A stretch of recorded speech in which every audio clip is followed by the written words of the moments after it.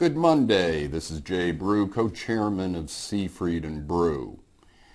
The thing on my mind and on a lot of other bankers' minds is the whole aspect of loans in here. Loans from the standpoint of credit risk and interest rate risk. The problem facing the industry is a significant change in two directions. One is take a look at non-current loans in terms of the national benchmark, which are all banks between 100 million and 5 billion. And what we see is that non-current loans have continued to rise in here. And that is worrisome, especially in light of the fact that GDP not going up as much, the sort of economic light situation, the stagnation in interest rates.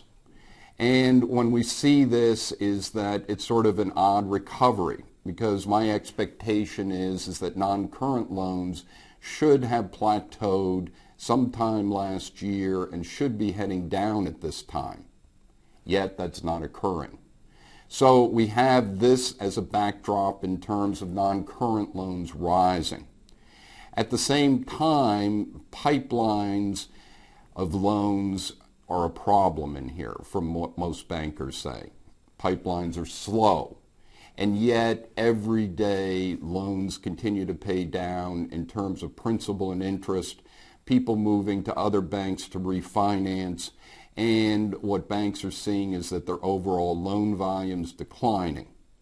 Then you take into account the interest rate front and the fact that now we have more and more competition, and bankers are talking about competition on rate and term. And this is troubling because overall, when you look at that non-current loan situation and issues still out there on loans, to now be dealing with the fact of having to take loans on with more credit risk, does that make sense in here? Yet, when we look at it, is that now we're facing margin compression. Take a look at the national benchmark in terms of their margin moving down. And we've talked about this before, cost of funds not being able to be cut further, along with that, with the loan runoff and not being able to replace the yields that are currently on the books, is that it's a self-fulfilling prophecy that the net interest margin would continue to decline. So one needs to look at strategy in here. One needs the ability to go out and model, both from an interest rate standpoint and how much credit risk you really want to take on in here.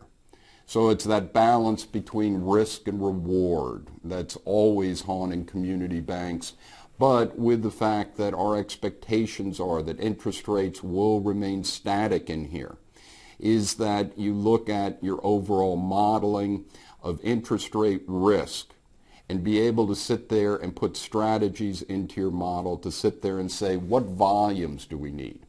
And we don't want to forget about further cutting of deposits, as we've been talking about over the past couple of months, that one should be looking at trying to cut your deposit rates in order to basically balance that margin and keep it steady.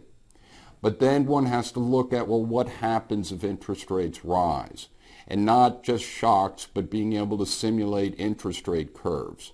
So that when you look at strategy in here, and we discussed a number of loan and deposit strategies in our webcast for our performance risk report subscribers, as well as other clients, is that overall one needs specific strategies to get activity going.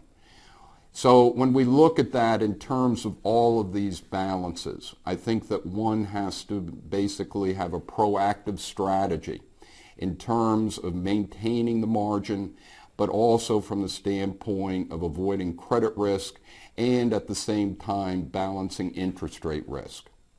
Have a good week. This is Jay Brew, co-chairman of Seafried and Brew.